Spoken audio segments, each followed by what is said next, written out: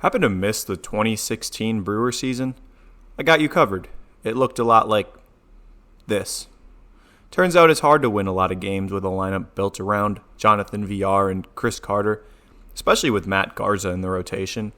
It was, well, what you'd expect out of an early stage rebuilding club. A lot of errors, strikeouts, and losses. The crew had just a .435 winning percentage in 2015 and 16 and hadn't won more than 83 games in 5 years. Rebuild was necessary, but would they succeed? This is a story of how the Brewers botched their rebuild, yet successfully. By 2015, teams were starting to realize it might be smart to tear down to build up rather than try to just be average all the time. The Cubs and Astros were nearing the end of their lengthy rebuild processes that resulted in each winning a World Series title. Among the similarities of their rebuilds was the emphasis each put on centering the project around position players. Pitchers are far more volatile, injury-prone, and unpredictable. The Cubs and Astros each compiled an impressive core of position players to lead their team to the promised land. With GM Doug Melvin retiring, the Brewers poached a rising 30-year-old front office member from the Astros, David Stearns. Stearns' goal from the beginning was to find young, controllable talent, something his predecessor had begun for him by acquiring an impressive collection of exactly that. The prized possession of the Brewers farm system was Orlando Arcia, a consensus top 10 prospect in all of baseball, described as a future All-Star and Gold Glove caliber shortstop by MLB.com. Fellow top 100 prospect outfielder Tyrone Taylor was a second-round pick in 2012. Taylor was considered a superb athlete with premier speed and a solid hit tool. Another excellent athlete in the system was Monte Harrison, an outfielder who boasted an elite power-speed combination. While still raw, Harrison was expected to be an impact big leaguer. Trent Grisham, then known as Trent Clark, was their first rounder in 2015, a youngster with a terrific ability to hit and with great baseball instincts.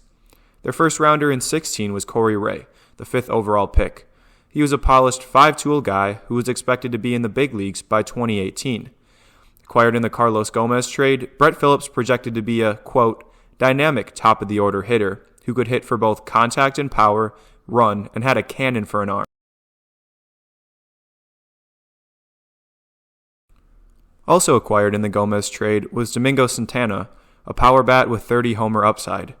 The Jonathan Lucroy trade brought back a couple of impact prospects, the first being Lewis Brinson, a center fielder that MLB Pipeline considered a future 30-30 type player. Luis Ortiz was the other big name, an arm with the upside of a two-starter with above-average velocity and command. Gene Segura brought back Isan Diaz from Arizona, a second baseman with middle-of-the-order potential and coming from an up-the-middle position.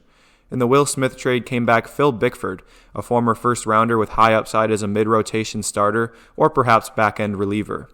Rounding out their one-time top 100 prospects during this time were a pair of arms, the first being Jorge Lopez, a homegrown righty with explosive stuff that could stick as a starter. The other was a little-known lefty named Josh Hader, a low-arm slot guy with both velocity and deception, a future low-volume starter or high-leverage reliever. Here's a look at where the Brewers' prospects ranked relative to the rest of MLB. The system offered both high-end talent and depth. This all culminated in a ranking as the top farm system in all of baseball in 2016, an impressive feat for an organization whose system was one of the worst entering 2015. But yet, a quick look at the Brewers' roster, and you'll realize that just 2 of these 13 players are currently on the Brewers. So how exactly have they reached the postseason in 4 straight years, and even coming just 1 win short of the World Series a few years ago? The quick answer is that they flipped their prospects for Major League talent. This is true for a number of them. Lewis Brinson, Monte Harrison, and Isan Diaz were dealt to Miami to bring back Christian Yelich. Jorge Lopez and Brett Phillips, although traded when their value was pretty low, returned Mike Moustakas, a key piece on the first 2 of their 4 postseason teams.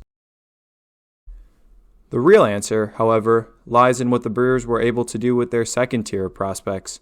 While they were busy compiling high-end, young position players from 2015 through 17, they did something that largely went unnoticed.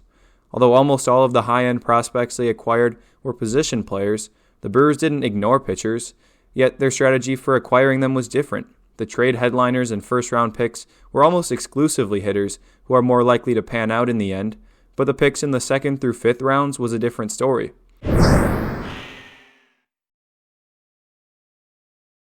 During these 3 years, the Brewers held 15 picks between the sandwich round, which is the round between the first 2 rounds, and the 5th round. 2/3 of these picks were used on arms, a clear strategy the Brewers chose to employ. This came to a system that already had a number of mid-tier pitching prospects in its system, some of whom developed later into top-tier prospects.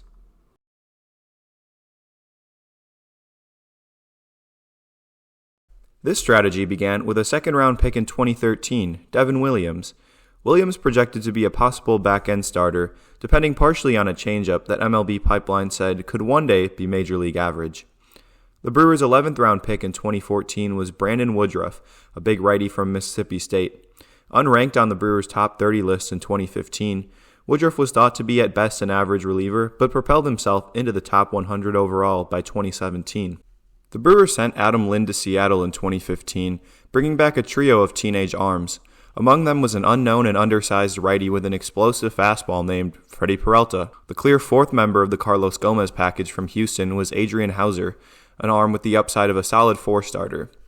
Acquired from Baltimore in exchange for Gerardo Parra was a low-velocity, high-command righty named Zach Davies, who had the potential to pitch in the back end of a rotation someday. 4th-round pick out of St. Mary's College was righty Corbin Burns back in 2016. Burns was talented, but scouts worried his arm was too quick and high effort to be a starter long-term.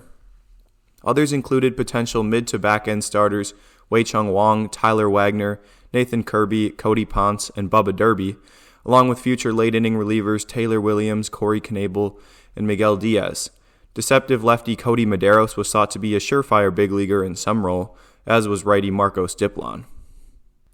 So, are these guys still on the Brewers? Let me see. Oh, there's Burns.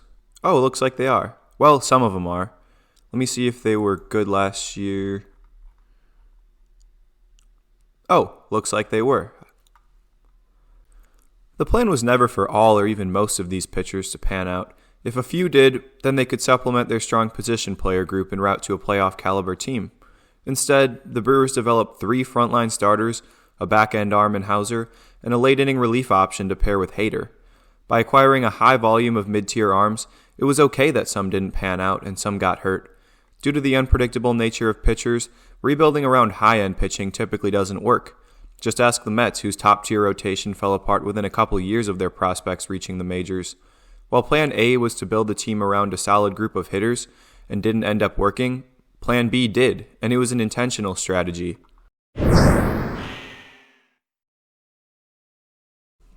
But has the Brewers' rebuild been successful? Of course they haven't won a World Series, but they've already been more successful than most other teams since the Cubs and Astros began the trend. Here's a look at the other teams that have rebuilt, with their number of playoff appearances and peak win total. Just 2 of the 8 teams have reached the World Series, with just the Braves and Brewers reaching the playoffs more than twice. The Braves are the only team among this group to win the World Series, but they were also fortunate in that nearly all of their top prospects became quality major leaguers or were used in big trades. Acuna, Albies, Dansby Swanson, Austin Riley, and Ian Anderson are just a few of those names. Not only this, but the Brewers have done this while being the only team in the group with a payroll in the bottom half of all major league teams, ranking 19th in terms of payroll this year. The plan initially was to use their position player surplus to trade for arms, but Plan A failed badly enough that the opposite happened. Drew Rasmussen and J.P. Fireeisen went to Tampa Bay for Willy Adames. Trevor Richards and Bowden Francis were sent to Toronto for Rowdy Tellez. Righty Adam Hill was dealt to Seattle for Omar Narvaez, and Zach Davies was used to bring back Luis Urias. Despite a very low percentage of their high-end prospects panning out, the surplus of mid-tier arms they accumulated proved to be the backbone of their major league success.